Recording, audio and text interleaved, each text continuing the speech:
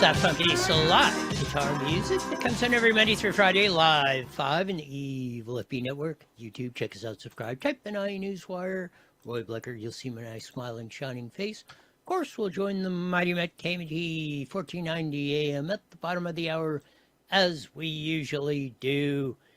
As we had lots of stuff. Artemis, we're going to the moon. Artemis launched off here a little over an hour ago. And maybe we're going to have a bullet train that works, that actually makes sense. We'll give you the story on that. Coming up, Matt Mahan's campaign. The wheels seem to be coming off just as they're firing it off. We'll give you the latest intrigue on that.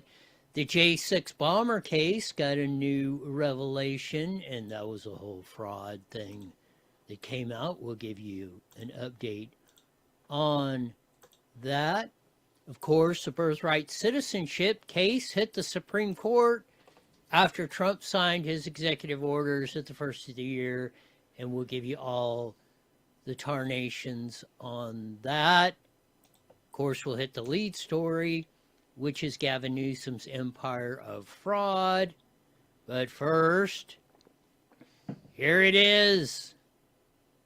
Artemis getting ready to launch and take off to the moon. Here we go. There you see it. The rocket's light. Booster ignition. There she goes. Liftoff. The crew of Artemis 2 now bound for the moon. Humanity's next great voyage begins. Good roll pitch. Roger, roll pitch. And there she goes. 4 astronauts, 3 from America. The lead pilot is from Pomona, I believe, here in the greater Inland Empire area. Some consider Pomona in there or not, but good job. They should be coming back in about 3 or 4 days, landing in the ocean by San Diego of that. So that will be a good one. On to that. More moon shots, and then on to Mars is the plan with NASA and the whole thing. So good luck to the Artemis crew, and we look forward to seeing their landing here in a few days back in San Diego. This was one of my good ones from 10 years ago, as they say. It was, we'd went through the recalls and all that noisy stuff. Here in Moreno Valley, Tom Owings was one. Victoria Baca was recalled in 14. 10 years ago today, I put up this story. Tom Owings plans a massive Moreno Valley run for mayor in 2016. That was our first directly elected mayor. And of course, it's April Fool's Day. It was amazing the amount of people that bought that. And again, take out the stories you see today with a jaundiced eye because it's April Fool's Day, and you never know who's trying to play a what on you. Get to the lead story of the day. Gavin Newsom's empire of fraud. Have we just come to accept it? 30 billion, 50 billion just in unemployment fraud.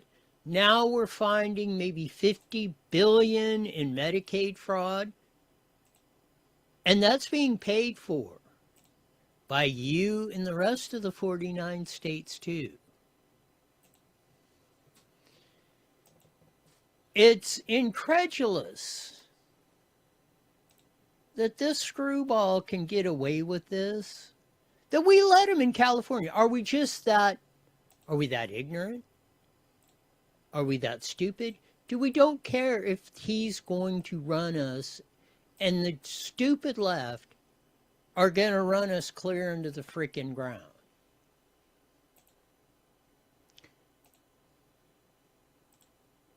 And I'm just flat being blunt about it. The populace here has, for 30 plus years, we got 75% kook legislature. Most of our city councils, school boards, county board of supervisors, water boards, sewer cleaning commissioners, and everything else are stupid left, are stupid, incompetent, or evil like this guy.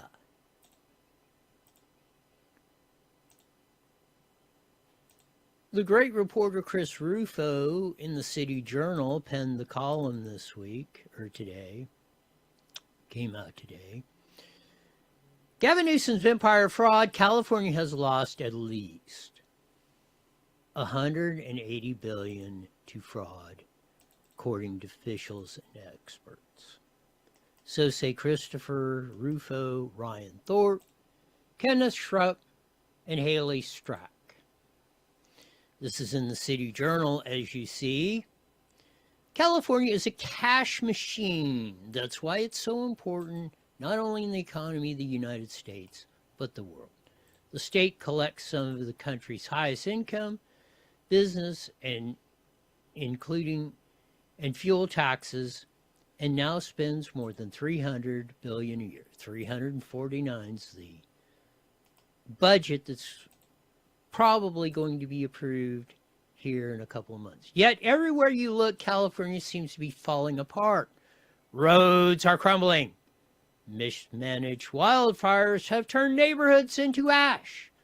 Drug addiction and vagrancy have metastasized, turning parts of Los Angeles and San Fran into no-go zones. And the cost of living, the cost of pricing a middle-class taxpayer out of the basic necessities like groceries, gas, even the state spends billions on welfare programs that never seem to lift anyone out of poverty.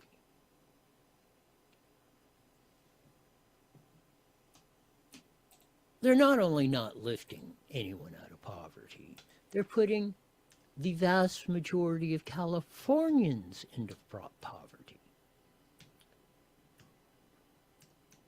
Mason Weaver said it best. They're making slaves. They want to be the slave masters. You're the slave. They want to keep you on the plantation. They keep you on the plantation, is a book that he wrote, by making sure you're never, even if you just barely get your head above water and your nose and mouth and you're just starting to breathe oxygen, they push that thumb and they push you right back down until you're almost dead, you're almost drowned, and then they let you back up for just a quick gasp of air. And you go, oh, I may live, and then they push your head back down under the water.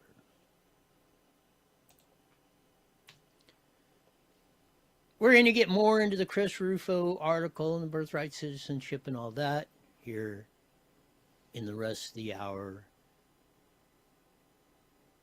It's absolutely insane. Sure it is. It's sometimes unbelievable, almost unconscionable.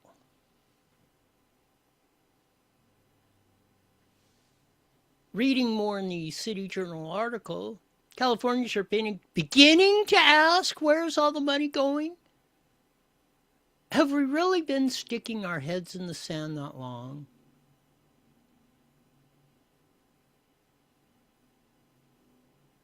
On paper, it finds hospitals, universities, schools, prisons, infrastructure, and other public services. But beneath the surface, something is happening that California Governor Gavin Newsom does not want you to see. Massive systemic, brazen fraud.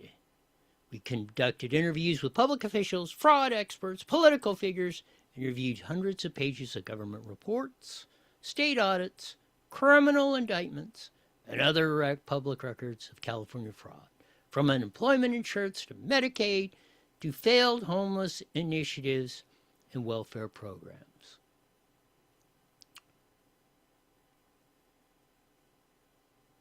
That have been compromised by criminals. The best estimate suggests that the governor's watch, fraudsters, scammers, and organized crime rings have stolen at least $180 billion from taxpayers. Welcome to Gavin Newsom's empire of fraud.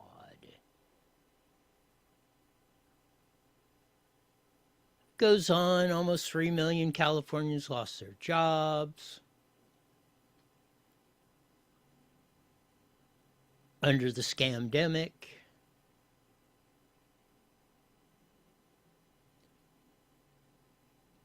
We took the unemployment insurance. And this is, whistleblowers have said this.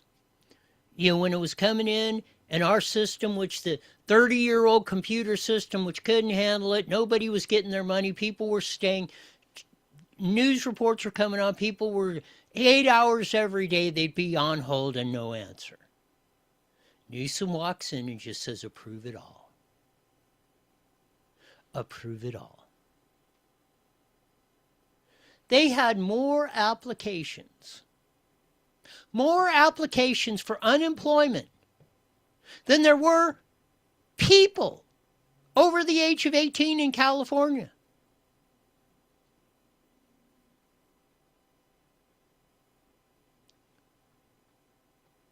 Haywood Tatlow, one of America's leading fraud specialists and CEO of NEWSOM'S Risk Solutions, a government, was one such expert.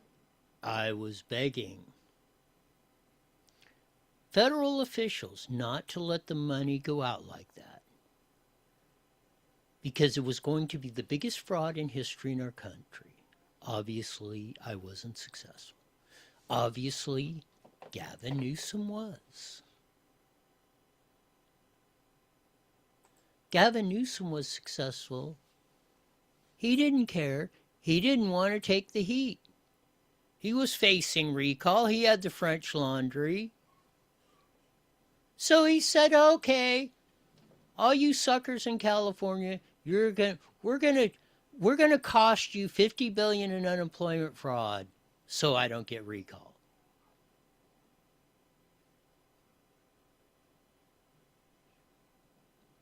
Plain and simple.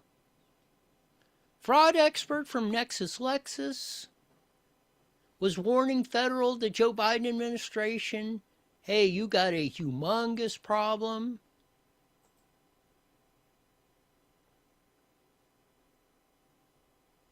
And it was like, oh, really? Oh, Gavin Newsom, I don't care. I'm just going to save my rear end. They literally suspended all the rules for unemployment insurance program, Tatlow said. That made it possible for anyone to get the benefit, even if they weren't entitled to it. Come in and approve it all. There's Gavin Newsom, come in and prove me wrong. Bring whomever you want. Prove Chris Rufo and his crew wrong. The scams began immediately.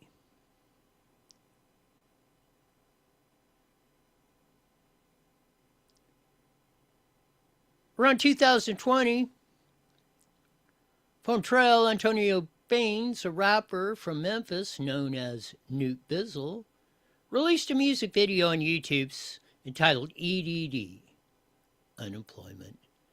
That's our unemployment department. In the song, Baines bragged about ripping off California UI's program. Go to the bank with a stack of these, Baines rapped, holding up EDD envelopes. Another rapper can be heard saying,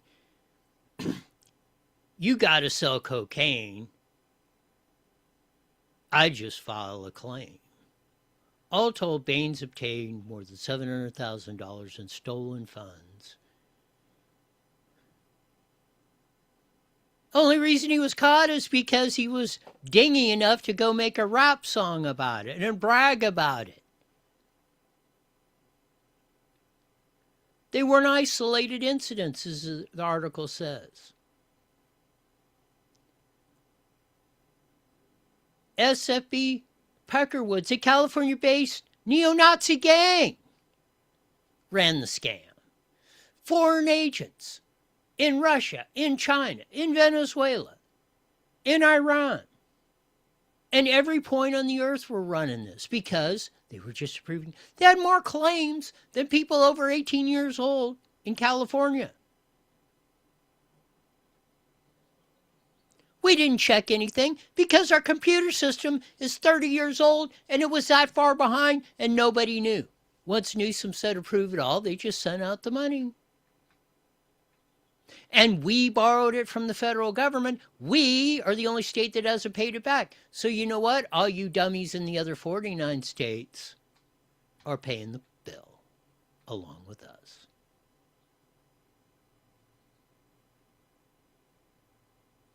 He guaranteed health care.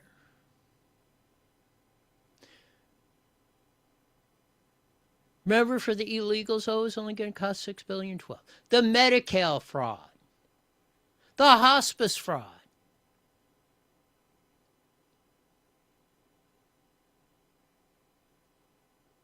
And this just didn't start yesterday. 2007. Experts were warning about the vulnerabilities in Medi-Cal's system.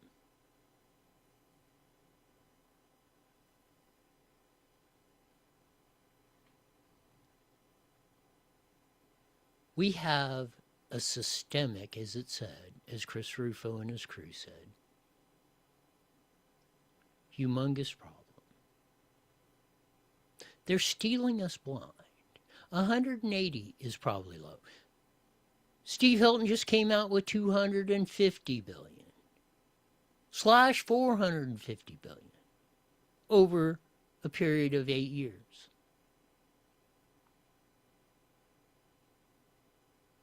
Some of the prosecutors say precisely what happened. For one instance, Paul Richard, Randall Kilos McHale, and Patricia Anderson allegedly took advantage of Medi-Cal's loosened restrictions as part of a scheme to defraud taxpayers of more than $178 million.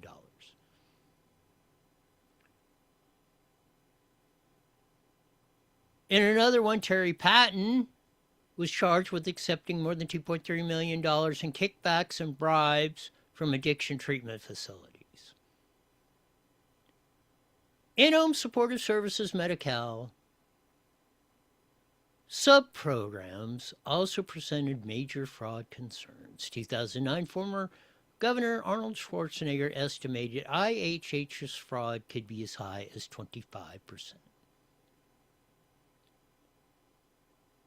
Of course, Newsom has dramatically exploded these programs off the charts. There has been no oversight. They just hand out the money. It comes back. Experts who have studied the Medicare system say that it is long-term ripe with fraud. Malcolm Sparrow, of a Harvard professor who has advised federal government on healthcare frauds, suggested to Congress that fraud and abuse might represent somewhere between 10 and 20% of Medicaid spending. Sparrow's had noted difficulties in attempting to calculate the accurate loss. Where is it the strongest? California, where we're probably 25 to 30 to maybe 50% Medicaid fraud.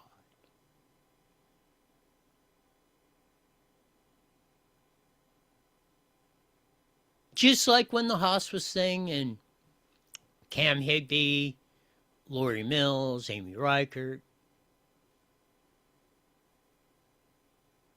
James O'Keefe came out here and started exposing the election fraud.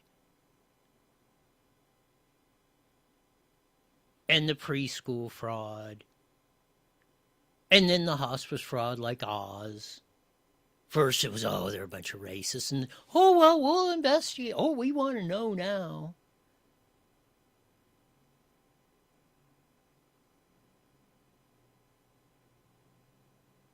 It's absolutely,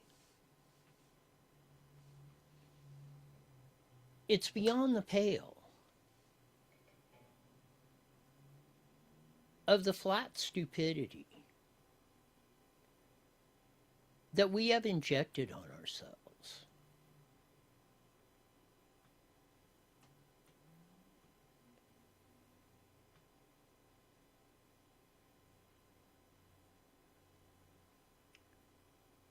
Maybe one day we will quit the stupidity.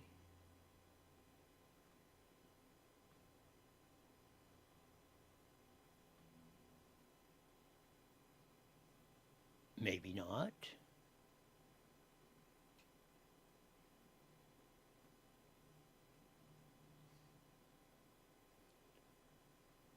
But we better, or we're going to crash this whole freaking thing.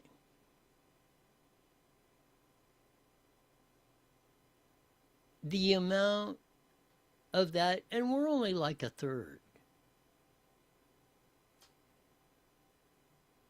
We're only like a third through the article. 25 seconds, 25 seconds.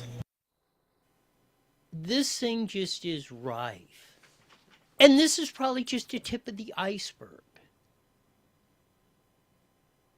of what we have to endure. As Jesse said, we'll join the Mighty Met KMET. Here in a few seconds, we'll pick up with this and some more of the stuff, the Artemis stuff. 3 seconds, here we go. Birthright, citizenship, and more. Day. IE Newswire Daily is on the air.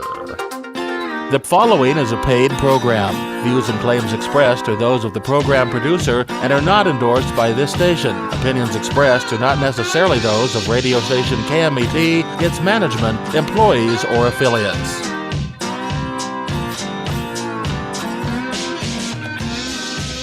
There's that funky slide guitar music that comes in every Monday through Friday, live at 5:30 on the Mighty Met 1490 AM, broadcasting all over the Inland Empire and the aforementioned AM band, joining our vast video audience on the Evil Hippie Network YouTube. Check us out, subscribe, type in iNewsWire, Roy Blecker, you'll see my nice smiling, shining face. You get our archives of all the stuff. We rolled through and did the Artemis launch about, 2 hours ago. They took off for the moon. 4 astronauts, 3 from the U.S., 1 from Canada. The lead pilot is from Pomona, the greater Inland Empire area. Of that, they should be back in about 3 or 4 days, landing back in the ocean in San Diego. So we look forward to their safe return. And the mission to the moon, basically, and eventually, as we hope, to Mars, just to check out to see what's going on up there. Elon Musk thinks we're all going to be living up there within 10 years, so we'll see how good that prediction rolls out. We went through the continuing series of Chris Rufo and his series on election of fraud, the empire of fraud. Well, we elected the fraud, now it's the empire of fraud. Gavin Newsom, they put out the article listing that. Their number's 180 billion. Steve Hilton's now up to 450 billion over 5 years. I'm saying flat right now, and I've said it before, $116 million, a third of that $349 billion California state budget is flippin' fraud. Hands down, no question. Of course, we have, between the unemployment fraud, the bullet train fraud, the Medicare fraud, the hospice fraud, the climate change fraud, the COVID con fraud,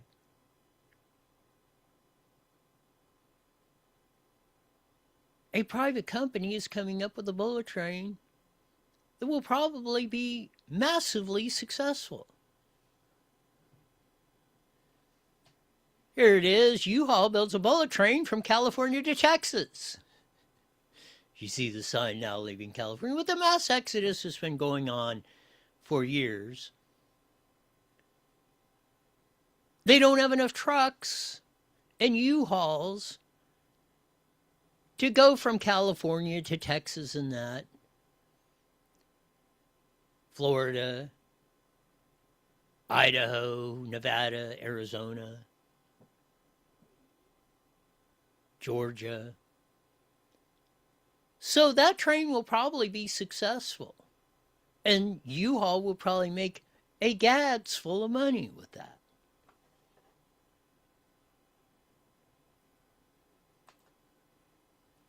Just remember what day it is today. But it is, and hopefully we'll get in tomorrow or Friday, we'll get into more of the fraud uncoverings from Chris Rufo and his crew in the City Journal. But it sometimes, and this kind of sums it too with the idiot protesters that were going on Saturday, but this kind of sums it up. So during COVID, you carried the vaccine card like a hall pass from the government just to eat at a restaurant, but yesterday you protested against tyranny and kings. As we did with the Chris Rufo deal, fraud has been rife in California, and we keep electing the stupids that have done it to us.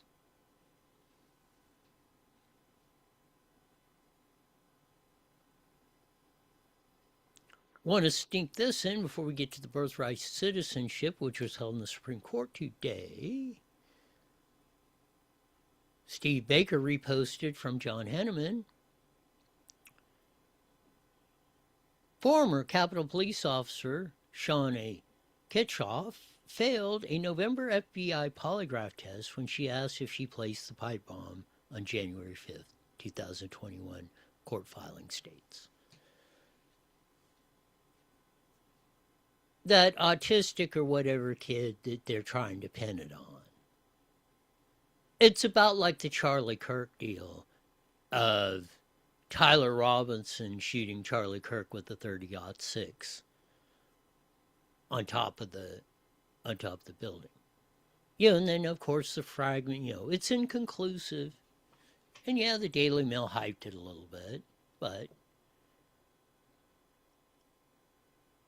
you ain't convincing me yet.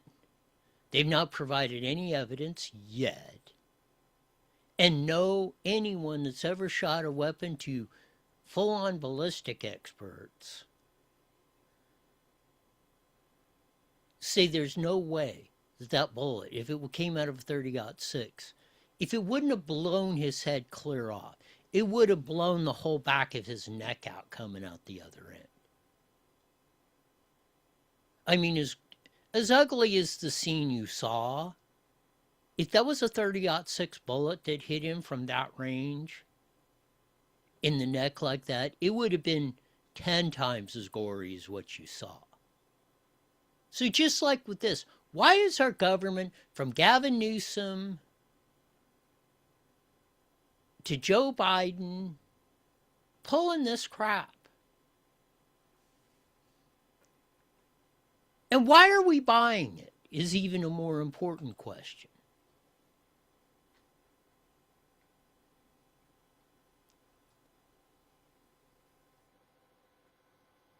That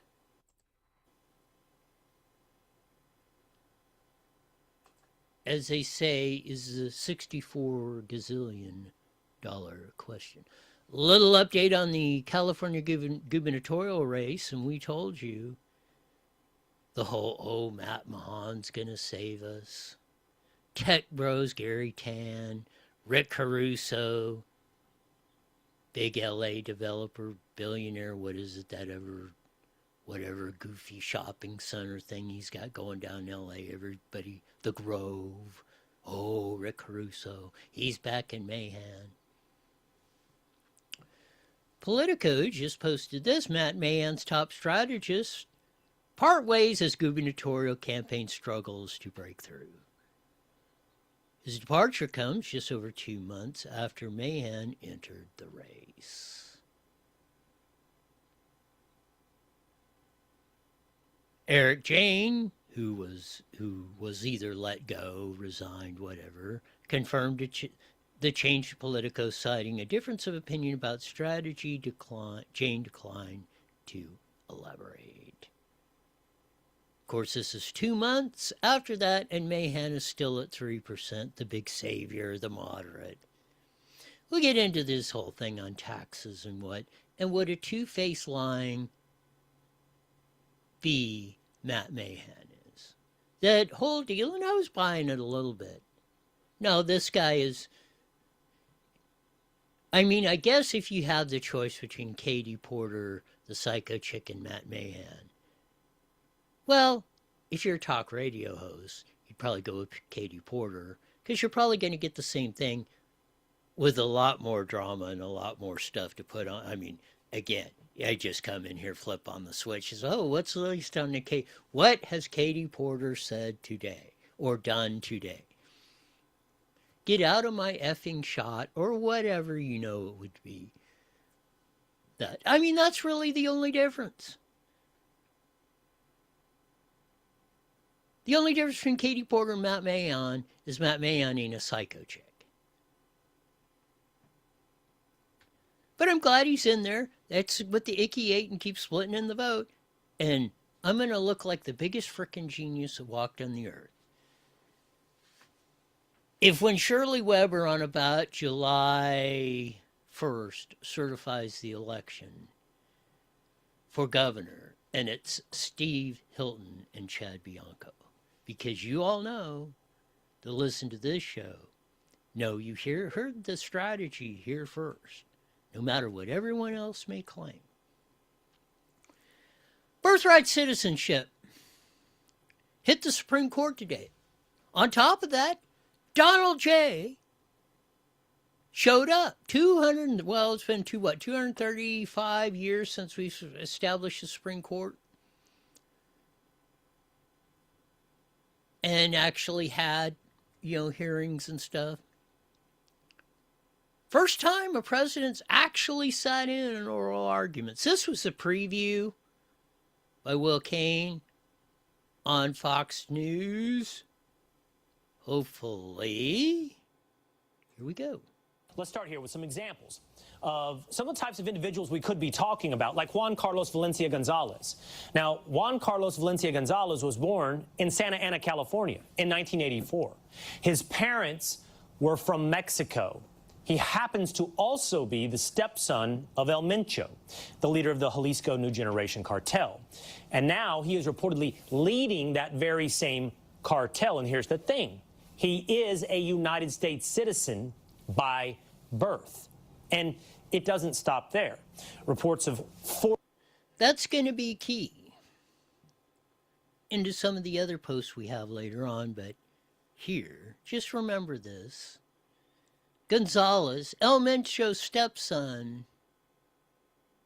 foreign wealth being used to manipulate the system. One Chinese billionaire reportedly has more than 100 U.S.-born children through surrogacy.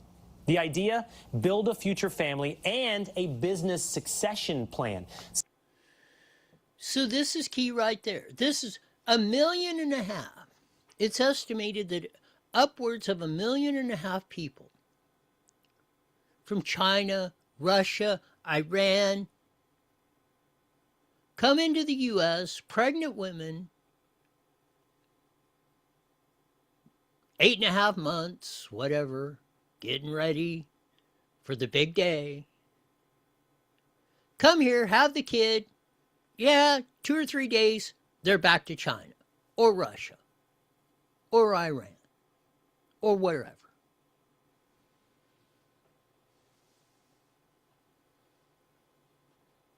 This is what Trump was talking about. This is what he said in his executive order and what he said today.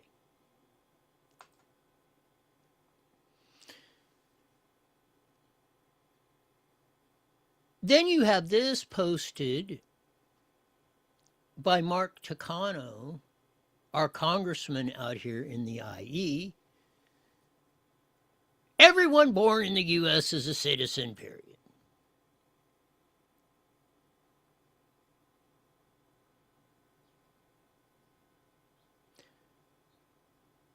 So, Mark Takano is saying, if you're a Chinese national and you got enough money and you come over here, have the kid, go back to China, that kid is a U.S. citizen, period.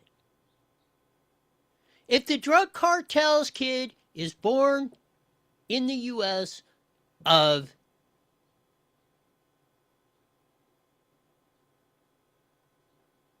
he's a citizen, period. This is freaking insane.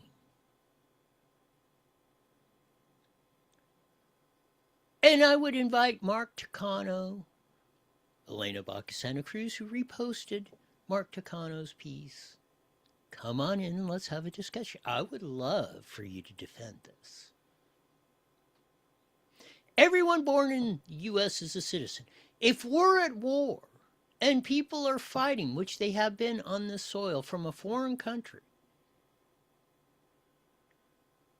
and their kid is born in the U.S., Mark Takano, Elena Baca Cruz says that kid's a U.S. citizen. If the Russian or the Chinese embassy, dude, let's say she's a she or his wife is here and has a kid in the United States, that's a U.S. citizen, period. When you make a flat statement like that, I want you to defend it. Please come in here and defend that. Blanket statement. You didn't, no exceptions. No exceptions to the rule. Donald J. is mean because he actually wants you to follow the law. Follow the intent of the 14th Amendment.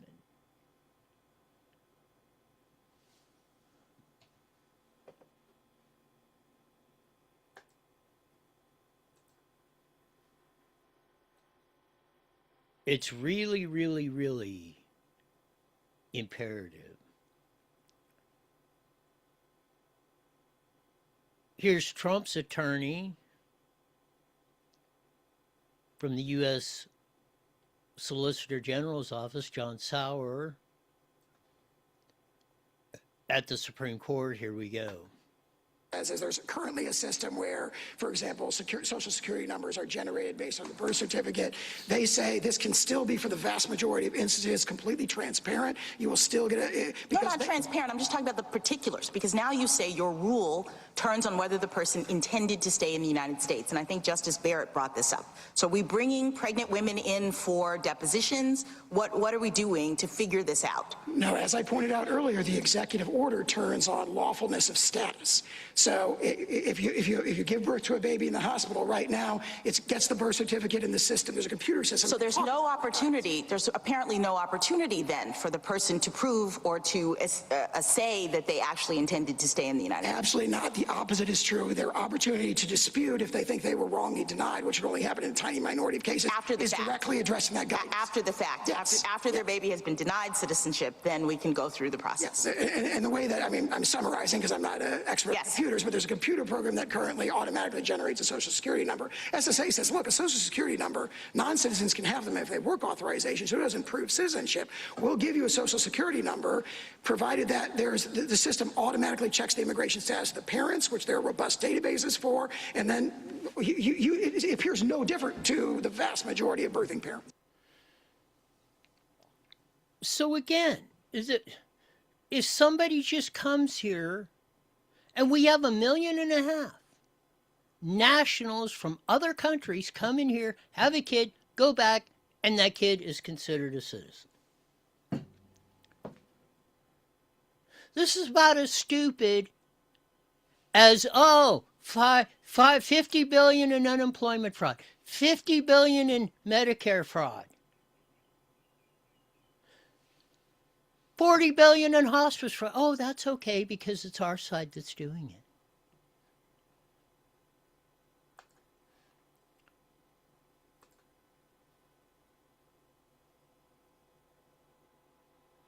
Jonathan Turley, constitutional law professor at Georgetown.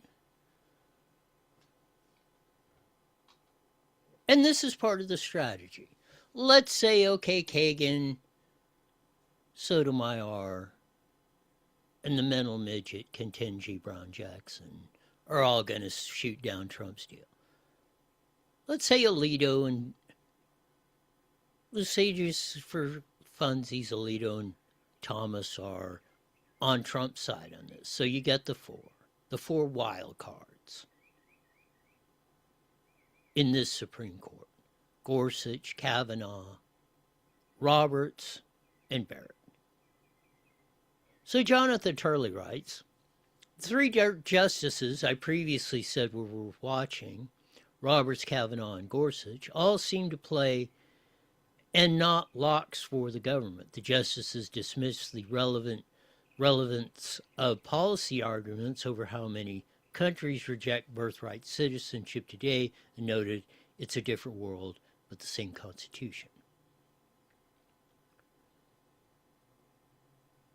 Interestingly, Turley writes that this argument closely followed the argument in my Supreme Court class when this case was presented for argument and a vote last week. The justices struggled with the lines drawn by the government.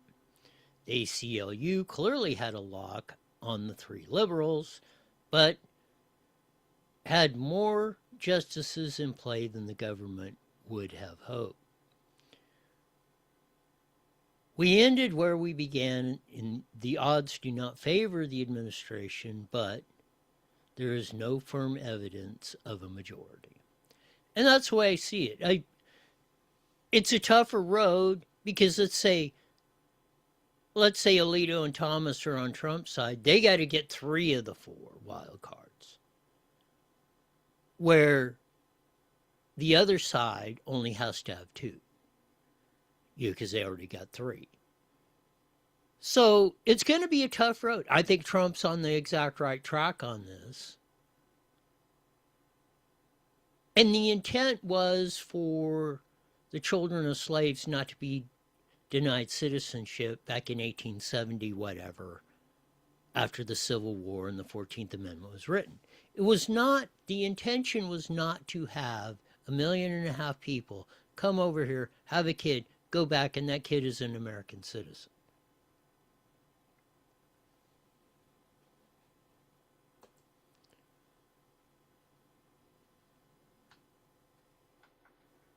John Eastman was there to hear the arguments. He's the one that proffered most of this, along with Ed Meese, former Attorney General under the Reagan administration.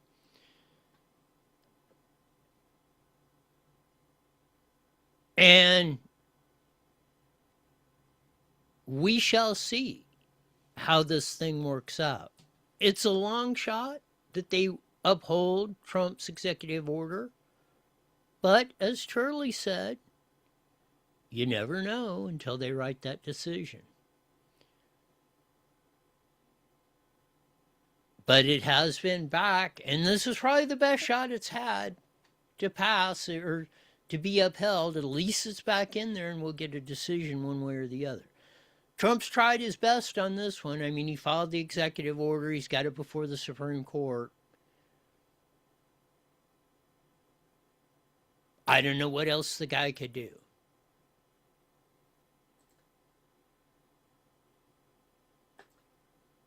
In this situation.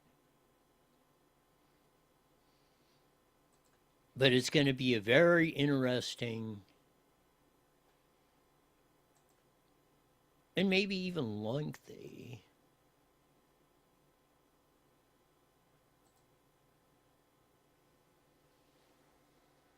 process to get to the point. And it even gets back to the point that Congress should clarify our immigration status. And remember, they can change this. They can't change the Constitution.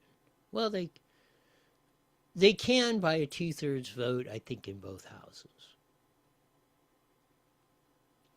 But they can change the policy at any time. So it's always a bouncing ball argument in these immigration cases.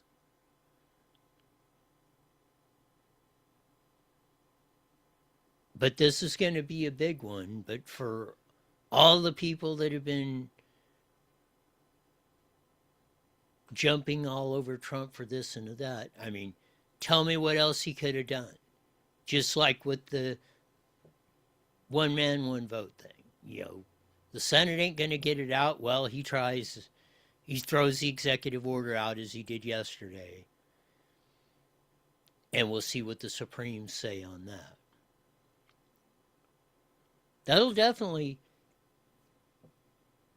if either the extremely long shot odds now that the Save America Act gets out of the Senate and becomes law this year,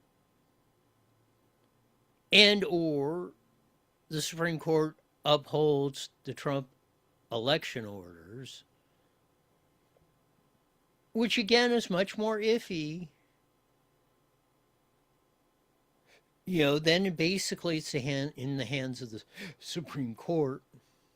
But again, there's another issue. What else could Trump do in his position as president of the United States?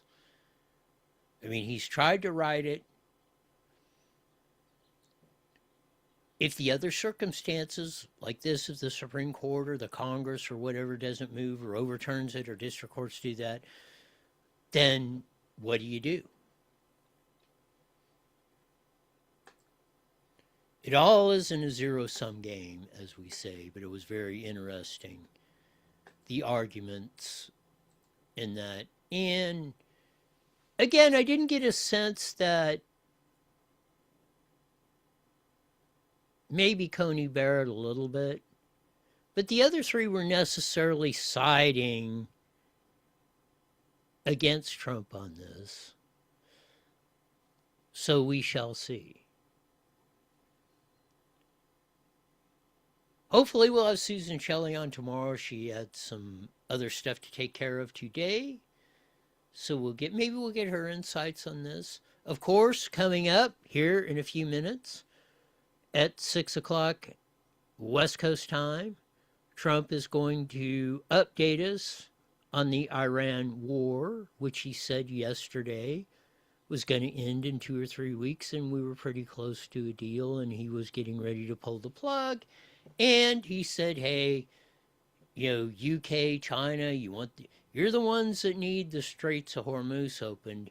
We've done our part. If you want it open or not, it's your ball game. We'll see what he says tonight, and of course we will update you on that on tomorrow's show. I'm sure there will be very interesting insights into what's going on. Hopefully the United States military is pulled out of that within the next 2 or 3 weeks. Done, gone, and we're out of there, and we can get gas back down and the rest of the stuff and work on a lot of these other conditions that desperately need to be taken care of. It's always a fun day and a new day. And very exciting things happen one way or the other. And we'll bring it to y'all live in living color in our inevitable style as we usually do. That'll do it for today. We usually say at this time, mandatory to be back here in 23 hours wide for the best darn show in the whole wide world. Until then, see ya. All right. Have a great night. We'll see you.